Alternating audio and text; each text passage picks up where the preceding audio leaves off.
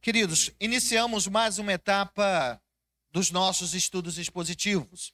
E agora, finalmente, nós estaremos trabalhando a pequena carta de Judas. Eu quero convidar você a abrir as Escrituras em Judas. É muito fácil encontrar o livro de Judas. É o penúltimo livro do Novo Testamento, ou seja, o penúltimo livro da Bíblia, porque o último livro é Apocalipse.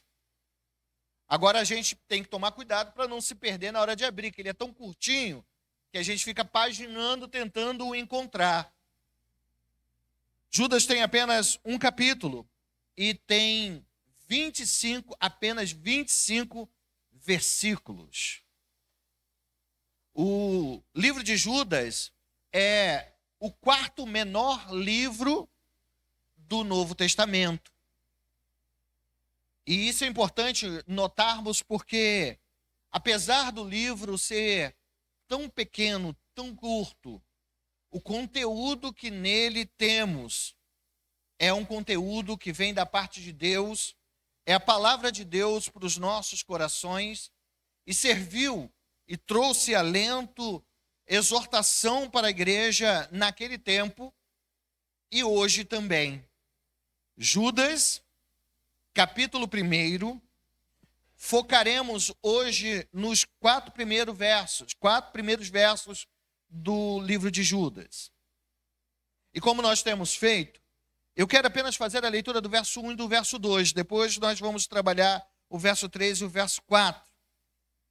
O verso 1 e o verso 2 diz assim: Judas, servo de Jesus Cristo e irmão de Tiago, aos chamados, amados em Deus Pai e guardados em Cristo Jesus. A misericórdia, a paz e o amor vos sejam multiplicados. Palavra de Deus para os nossos corações. Nós temos trabalhado, desde o início do ano, nós temos trabalhado sobre livros ou cartas que nos remetem à defesa da fé. Nos remetem à realidade de defender a verdade, de defender aquilo que é mais precioso para o cristão, que é a verdade absoluta que emana do trono da graça. A luta contra a mentira é uma batalha que todo cristão que ama Jesus está envolvido. A vida cristã é uma vida em que nós nos encontramos em um campo de batalha constante, quer nós percebamos esta realidade ou não. Aquele que percebe que nós estamos em um campo de batalha, em uma luta constante, tem muito mais probabilidade de sair vencedor. Porque aqueles que acham que não há uma luta, não há uma batalha, ou não há algo a se batalhar e lutar de forma constante, geralmente são aqueles que estão fracos na fé, estão sendo conduzidos pelo mundo, pelo diabo e também por aqueles que nós chamamos de falsos mestres. Portanto, a minha primeira palavra ao iniciar os nossos estudos é: a luta contra a mentira é uma batalha que todo cristão que ama a Cristo, que ama a Jesus, vai enfrentar. É por isso que eu coloco logo no início da nossa apostila duas frases. A primeira frase é atribuída a Charles Spurgeon. E essa frase diz o seguinte: não consigo suportar as doutrinas falsas, por mais primorosa que sejam a sua apresentação. E aí, então, ele faz uma pergunta, depois de fazer esta afirmação, de que ele não suportava as falsas doutrinas. Você comeria carne envenenada só porque lhe é servida em um prato de porcelana finíssima? Será que nós estaremos dispostos a comer algo envenenado, algo estragado, se esse algo estivesse sendo servido em um prato belíssimo, lindo? É claro que não. É isso que Spurgeon quer falar a respeito daqueles que apresentam a doutrina, apresentam os seus ensinamentos, apresentam o falso evangelho vestido de coisa boa, de boas novas, de algo interessante, algo que seja atrativo. Porque hoje há em muitos lugares, em muitas comunidades de fé, a pregação de um falso evangelho. E quando nós falamos de falso evangelho, nós estamos falando de algo que é literalmente uma grande mentira. Mas para muitos, isso é bom, isso é agradável, porque não faz com que aqueles que ouçam se sintam incomodados. Muitas pessoas querem ouvir aquilo que é bom para elas. Querem ouvir aquilo que aos seus ouvidos soam segundo o seu próprio conhecimento, segundo a sua própria verdade, segundo aquilo que elas acham melhor para si mesmas. Esse que é o grande perigo. É por isso que dia a dia surgem novas seitas. Dia a dia surgem novos enganadores, novos zombadores que arrastam atrás de si uma grande multidão. Cegos que continuam a guiar cegos. Isso precisa trazer ao nosso coração uma preocupação real, uma preocupação que nos conduza a olhar em direção à vontade de Deus. A segunda frase que eu coloco como base é de John Piper. Ele diz o seguinte: precisamos das Escrituras para lidar com os falsos mestres e resistir ao erro. Você pode repetir comigo essa frase?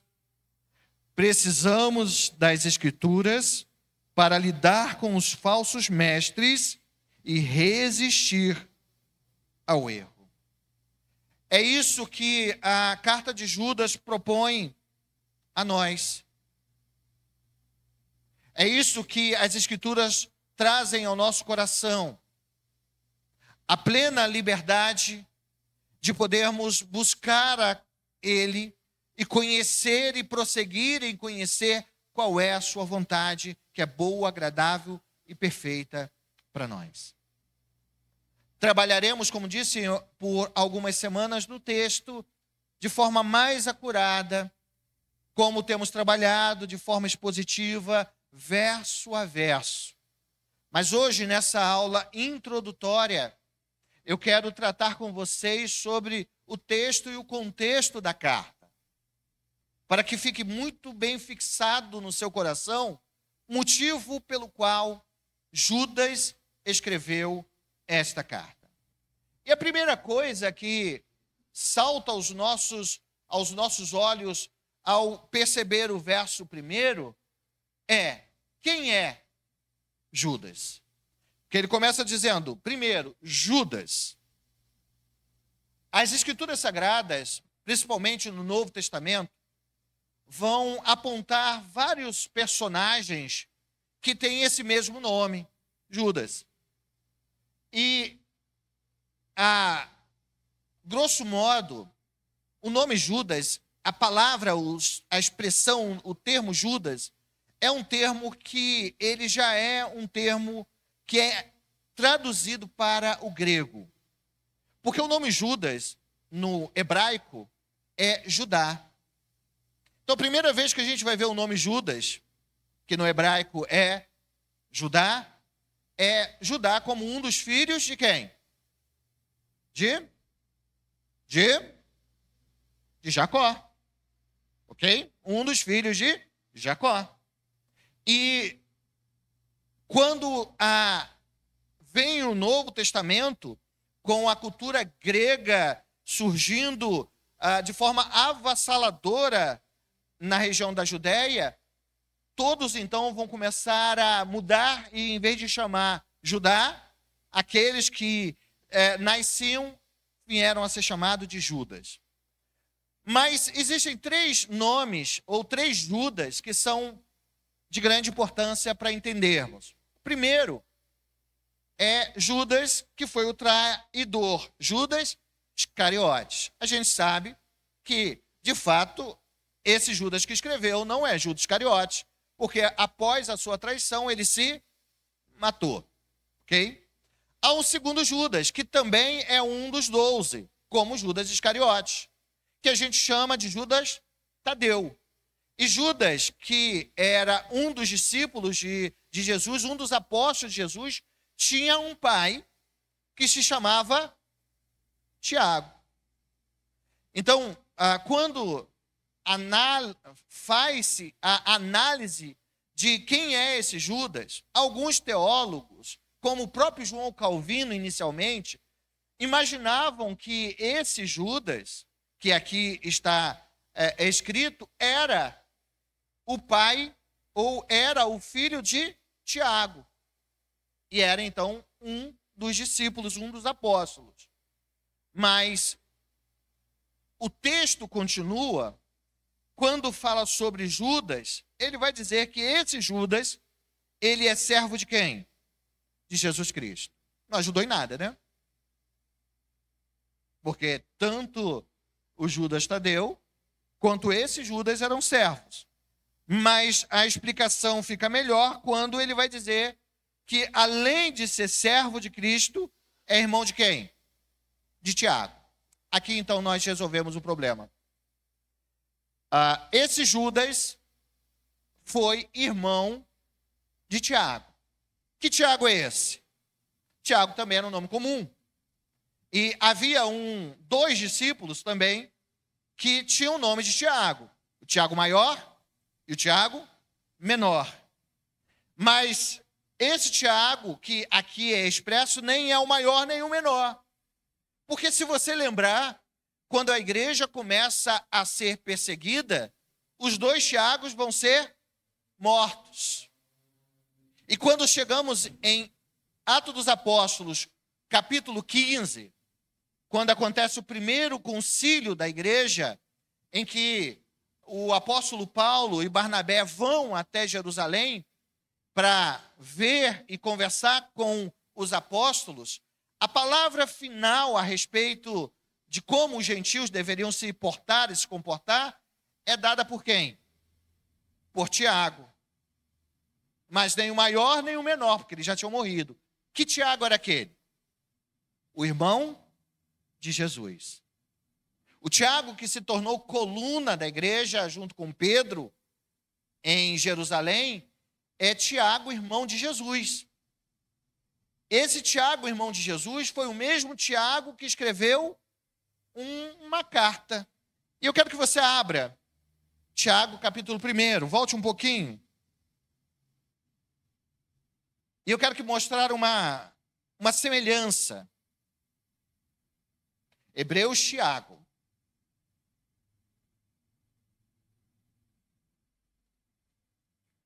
Tiago, capítulo 1. Olha como que o texto começa. Tiago, servo de Deus e do Senhor Jesus Cristo, as 12 tribos que se encontram na saudações. Tiago, aqui nós bem sabemos que esse Tiago era quem? Era o irmão do Senhor Jesus. Ou seja, na verdade, o meio-irmão de Jesus. Aquele que tinha, junto com o próprio Judas, outros irmãos e também irmãs. Então, Tiago era irmão de Jesus, e Judas, que aqui está dizendo, no capítulo 1, era irmão de Tiago, então esse Judas é Judas que era irmão de Jesus, ou meio-irmão de Jesus. Aonde nós podemos comprovar isso? Abram as Escrituras, se você não tiver com a sua lição, Marcos capítulo 6, verso 3. Marcos 6, capítulo 3.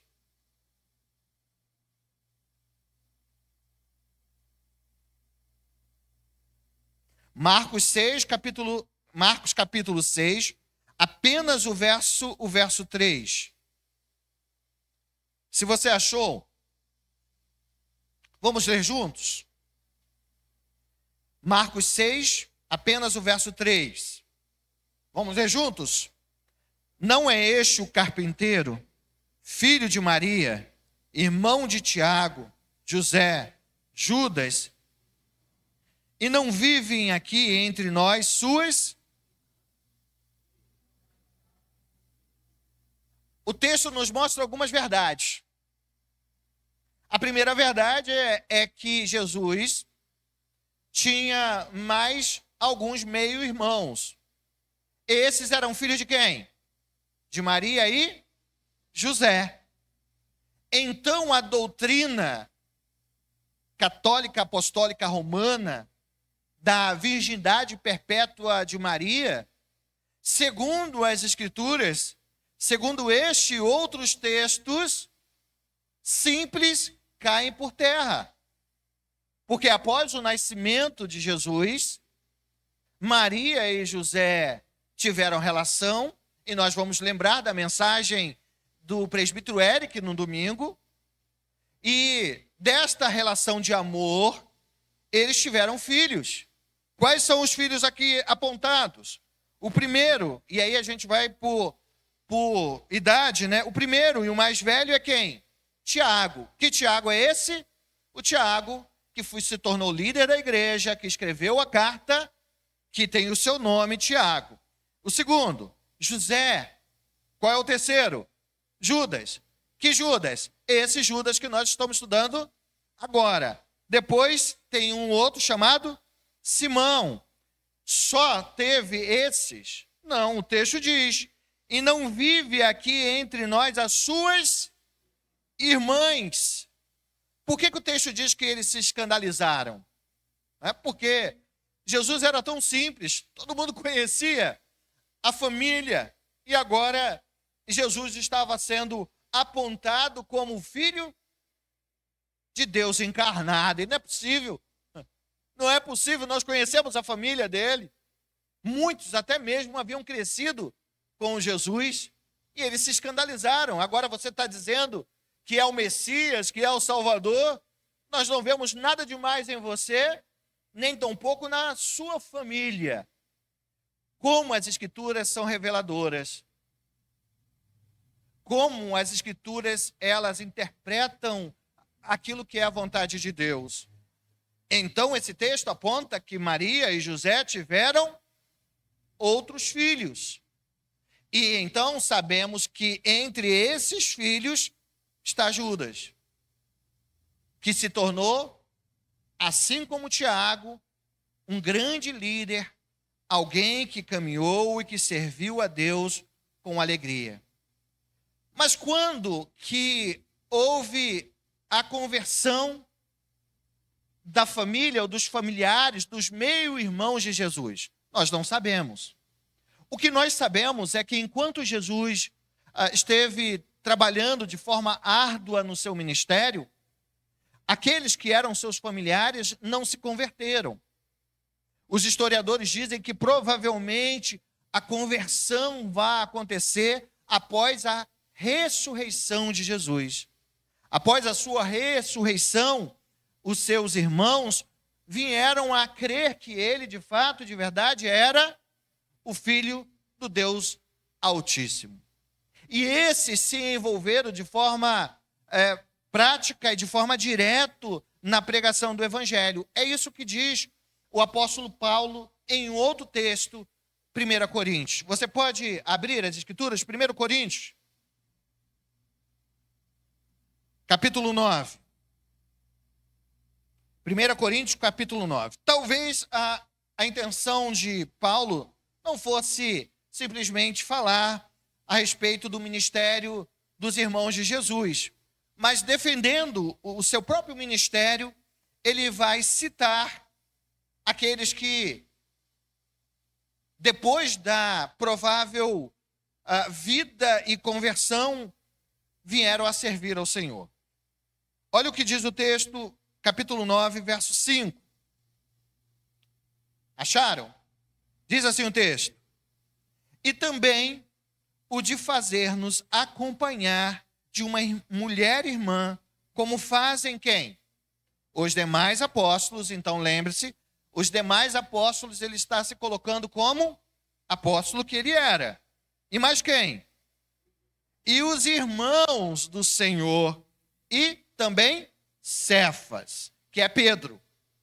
Então, o que Paulo está dizendo é que os irmãos de Jesus tinham, na sua caminhada e jornada, uma grande missão de servir a Jesus no trabalho missionário. E Judas era um desses. Então, nós sabemos aqui que quem escreve esta carta é o meu irmão de Jesus, Judas, que era também irmão de Tiago. Agora, algo importante. Judas, ele não diz diretamente que era irmão de Jesus. Como o próprio Tiago, como nós lemos no capítulo 1, verso 1, também não se coloca como irmão de Jesus. Qual seria a explicação? Porque seria muito mais fácil para que a igreja pudesse acolher a sua mensagem, acolher a sua palavra, quando eles dissessem, nós somos irmãos de quem? De Jesus, o Salvador, ou meio-irmãos dele. Mas por que eles não dizem isso? Tiago não diz, e Judas apenas cita que era irmão de Tiago. Simplesmente porque talvez, diante da realidade de, enquanto Jesus, caminhante aqui, pregando o evangelho, anunciando a palavra, eles não vieram a crer, eles não se acharam dignos de serem chamados de quê? De irmãos de Jesus, e sim de serem servos de Jesus.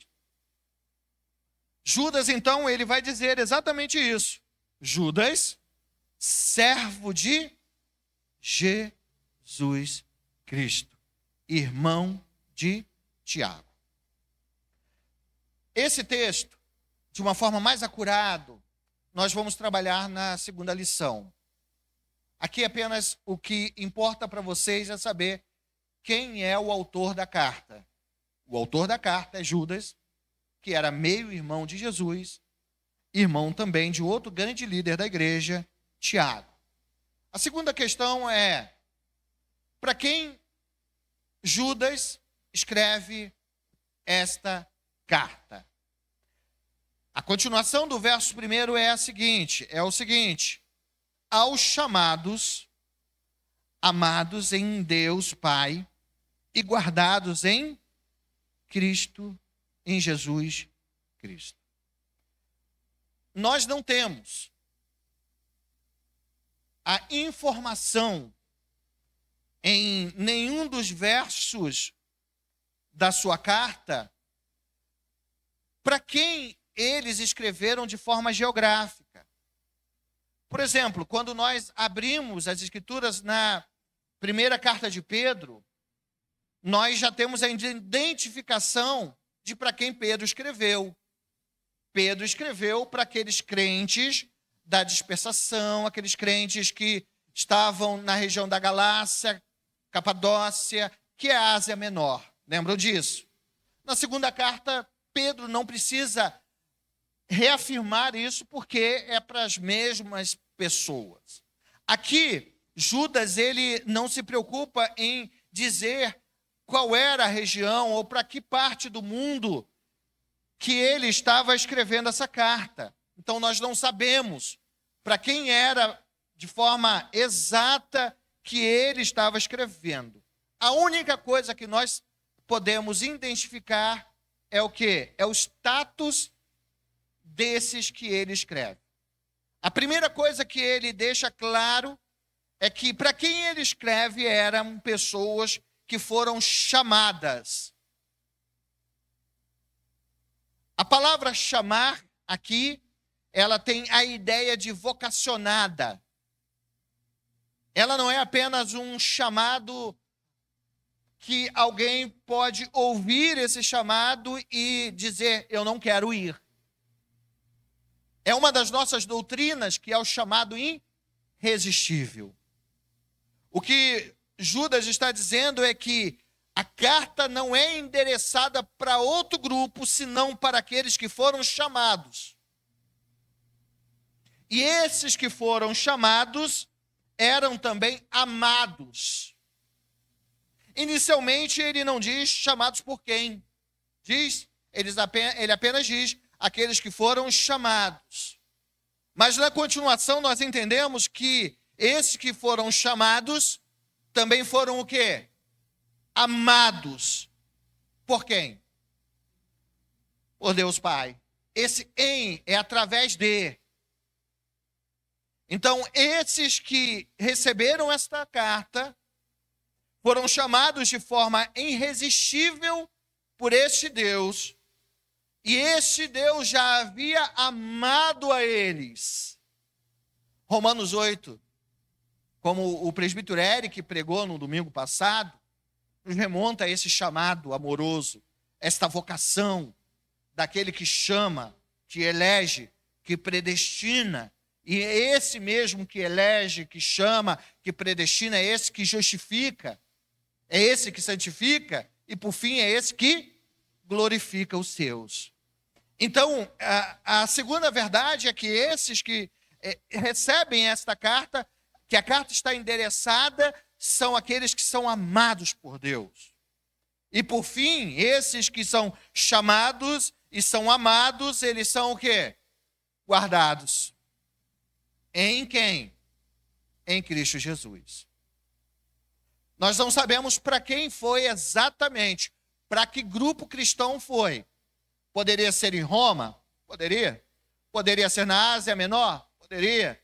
Poderia ser na Galácia? Poderia. Na Itália? Poderia. Poderia ter sido para qualquer um grupo. Mas nós entendemos que esta carta foi escrita para aqueles que são eleitos no Senhor. É para a igreja.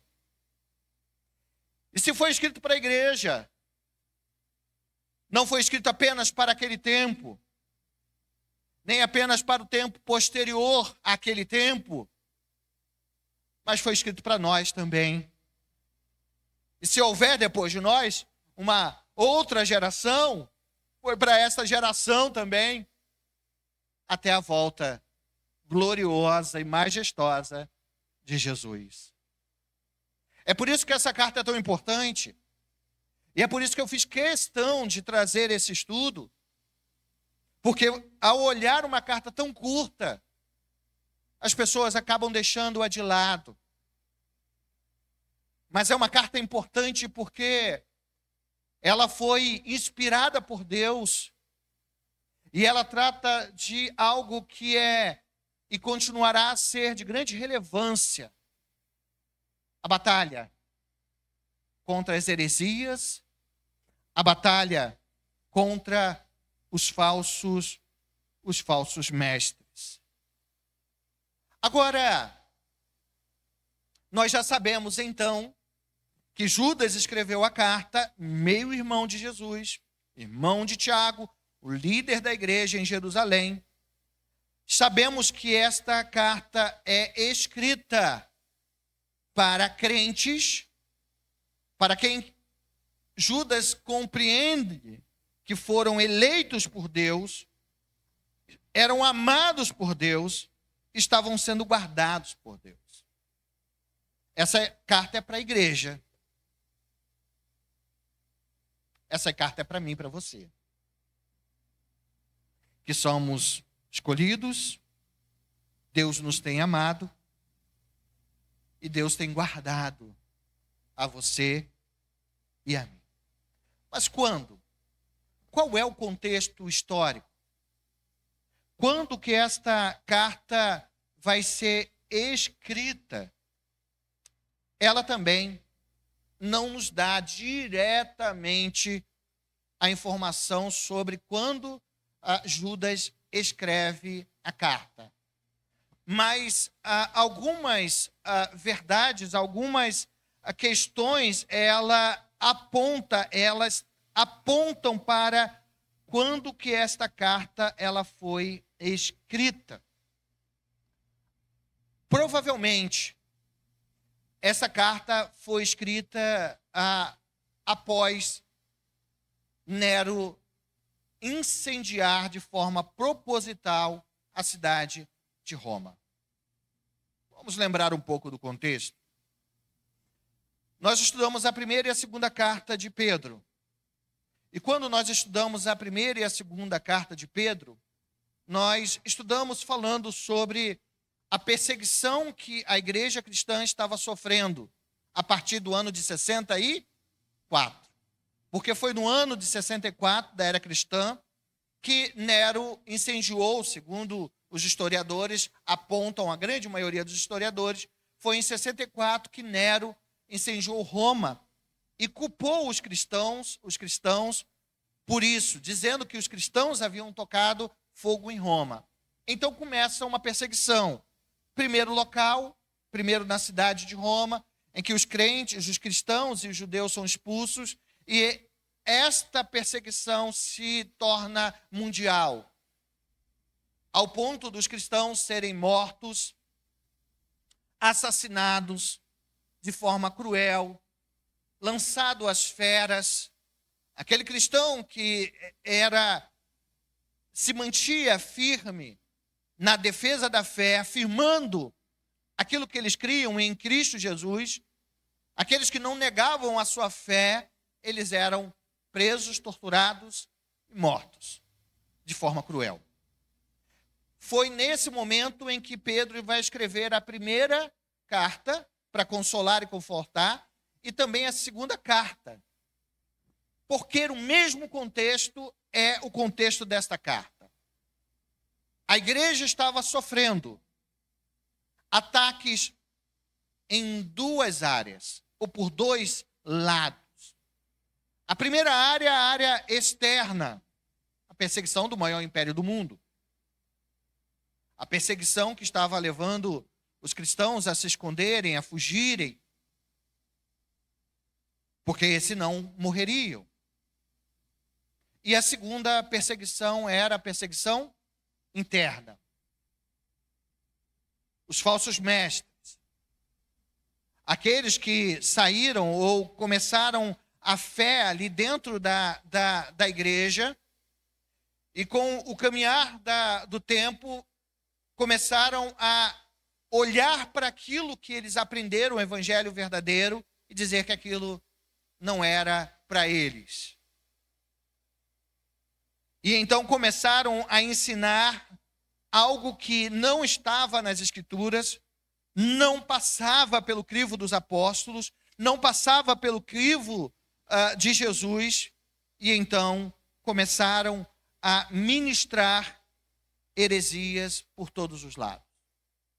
Essa era a perseguição mais pontual e mais difícil dos de dentro, porque estava desvirtuando a igreja, estava trazendo problemas à igreja, estava trazendo divisões à igreja.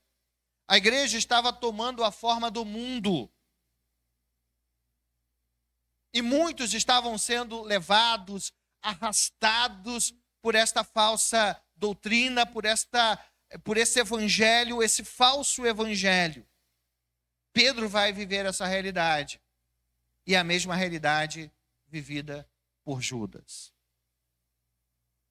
Então, datamos uma provável data para a escrita de Judas, entre 66 e 68 da era cristã. Por quê? Porque se você prestar atenção um pouco, e nós vamos chegar lá, alguns textos ou alguns versos desta carta são na íntegra citados por Pedro na sua segunda carta. Alguns versos são claros que foram escritos e transmitidos ou replicados por Judas. Quer ver um deles? Abram a Bíblia em 2 Pedro, capítulo 2, verso 1 e verso 2. 2 Pedro, capítulo 2, verso 1 e verso 2. Olha o que diz o texto. 2 Pedro 2, 1 e 2. Assim como no meio do povo surgiram falsos profetas, assim também haverá entre vós falsos mestres, os quais introduzirão dissimuladamente heresias destruidoras até o ponto de renegarem o soberano Senhor que os resgatou, trazendo sobre si mesmos repentina destruição. E muitos seguirão as suas práticas libertinas, e por causa deles será inflamado o caminho da verdade. 3:3. 2 Pedro, verso 3 do capítulo 3. Olha o que diz Pedro. Tendo em conta, antes de tudo, que... Você pode ler comigo? Nos últimos dias virão escarnecedores com seus escárnios, andando segundo as suas próprias paixões. Agora olha o que diz o verso 17 de Judas. O verso 17 e o verso 18. Virem a página, Judas, verso 17 e verso 18. Olha o que diz o verso 17.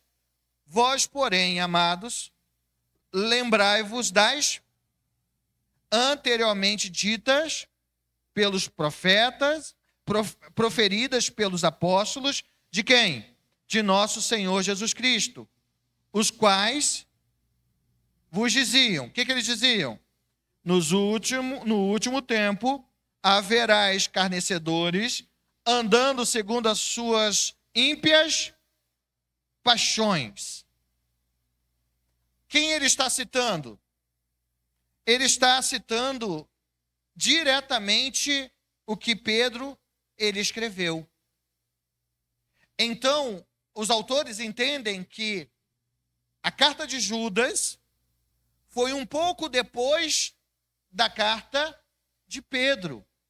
E que Judas leu a carta do apóstolo Pedro, e quando faz a sua defesa da fé, para fortalecer ainda mais o seu argumento, ele lembra. Vocês lembram que o que eu estou dizendo, o que eu estou afirmado já foi dito, já foi falado anteriormente por quem? Pelos apóstolos. E aí ele vai citar o que foi dito e é o que Pedro disse. Então, provavelmente, a carta foi escrita entre 66 e 68. E provavelmente, quando ele escreve esta carta, Pedro, o apóstolo Pedro, já havia sido morto nas mãos de Nero. Provavelmente, todos os outros apóstolos, exceto João, que morreu ao final do primeiro século, todos os outros já haviam sido mortos também. Por isso a importância dessa carta para uma igreja que, entre aspas, estava órfã dos seus grandes líderes. A igreja estava agora passando por uma nova etapa. Paulo já havia sido morto. Tiago, líder em Jerusalém, já havia sido morto. Pedro já havia sido morto. João estava onde? Banido para a ilha de Pátimo, que era no mar Egeu. Era a igreja com muita facilidade um alvo para os falsos mestres, com as falsas doutrinas. E diante desta verdade escancarada, de que a igreja precisava se fortalecer no Senhor, é que então Judas escreve esta carta. É por isso que nessa introdução, a última coisa que precisa ficar muito clara é o motivo pelo qual Judas escreve a carta. Lembre-se que Judas escreve para um público específico. Geograficamente nós não sabemos, mas sabemos que era para a igreja verdadeira de Cristo. A carta não era para os falsos mestres. Ele não endereça a carta para os falsos mestres. Os falsos mestres não precisavam ouvir isto, porque certamente o coração deles estava cauterizado. Eles estavam fazendo o que eles estavam fazendo propositalmente.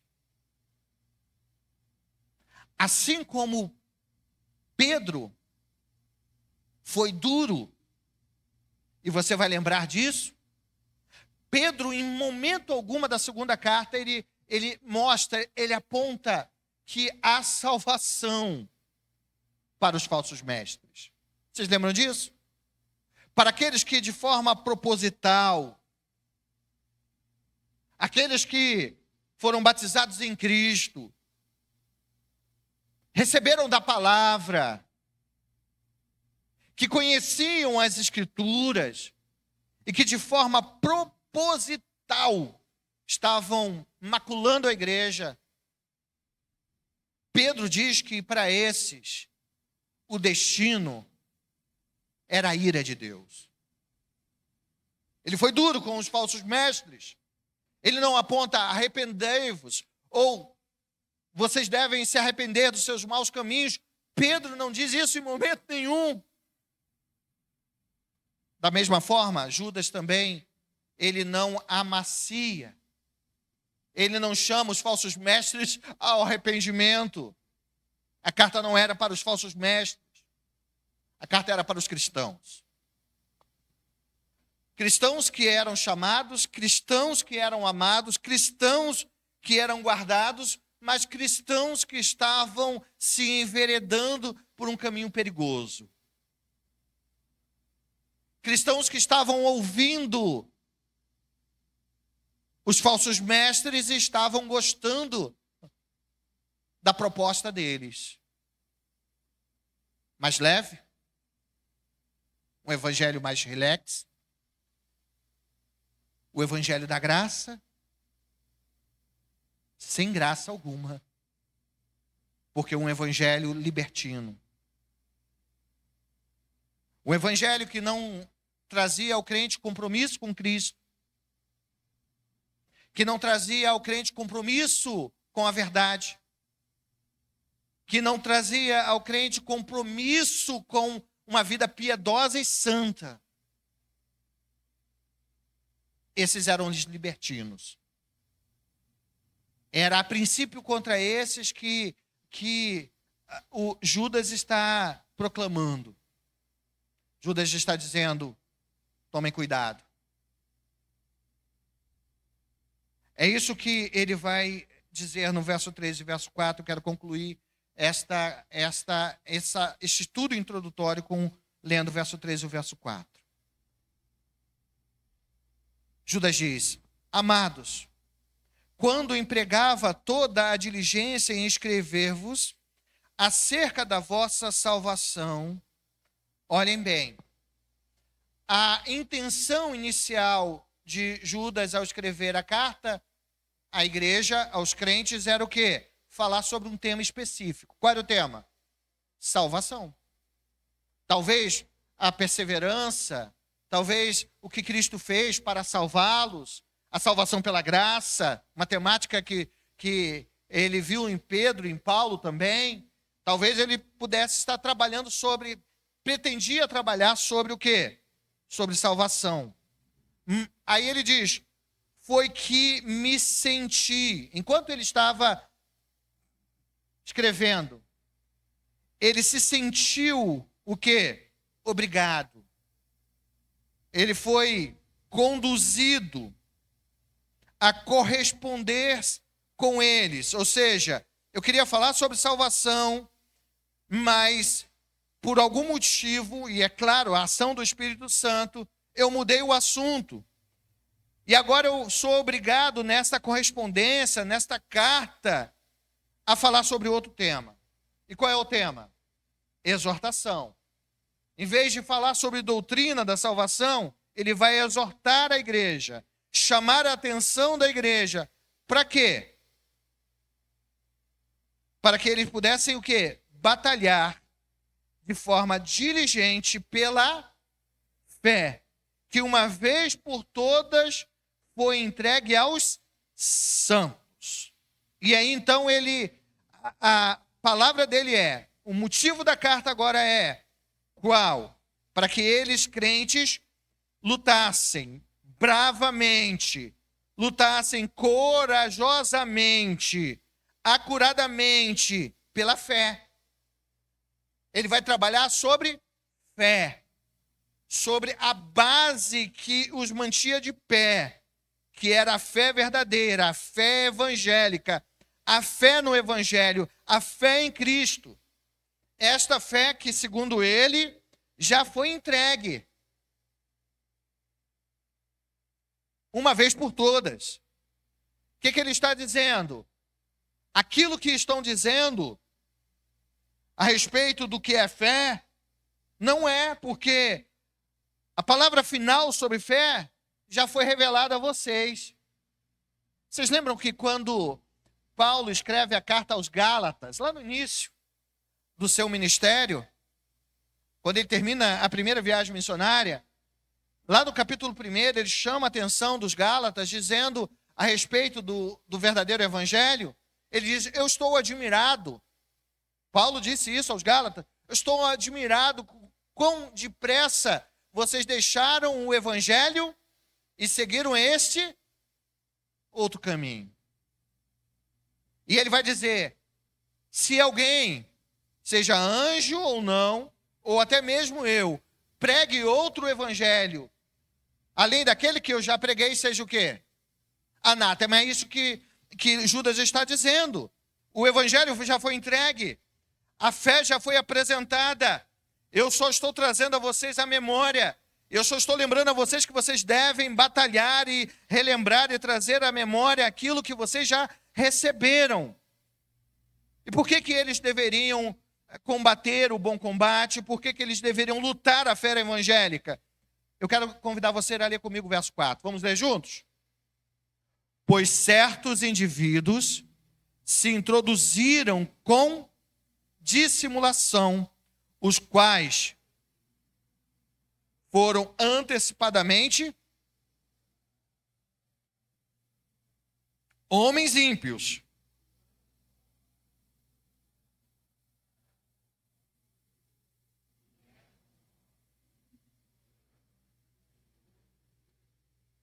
olha como este talvez seja o verso central desta carta. Ele vai apontar exatamente o motivo. Aqueles crentes deveriam lutar e combater a falsa mensagem, o falso evangelho. Aqueles indivíduos que se introduziram com dissimulação, da mesma forma que Pedro escreveu, os quais desde muito foram o quê, gente? Foram antecipadamente pronunciados para esta condenação. Eles são ímpios, que transformam em libertinagem a graça de nosso Deus e com isso negam o nosso único soberano Senhor Jesus Cristo.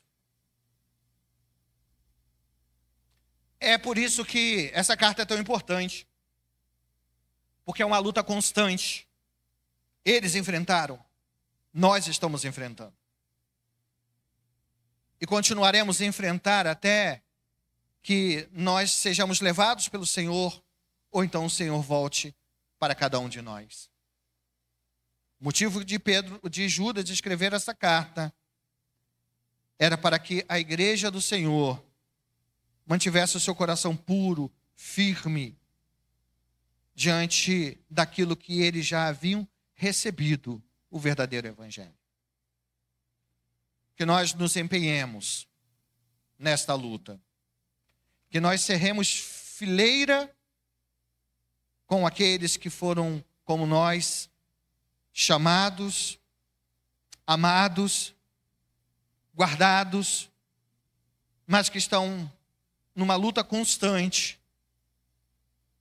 Uma luta que é travada diariamente contra aqueles que querem transformar o evangelho da graça em libertinagem. E nós precisamos nos posicionar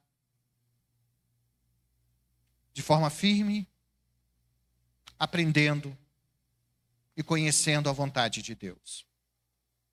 Essa é a nossa proposta. Quero te convidar a fechar os seus olhos. Querido Deus, a tua palavra é vida. A tua palavra nos traz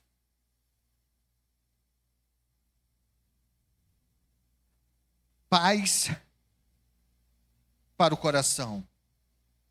E é por isso, Deus, que nós não podemos abrir mão de conhecê-la e de prosseguir em conhecê-la. Judas, ó Deus, servo do Senhor, se colocou como um baluarte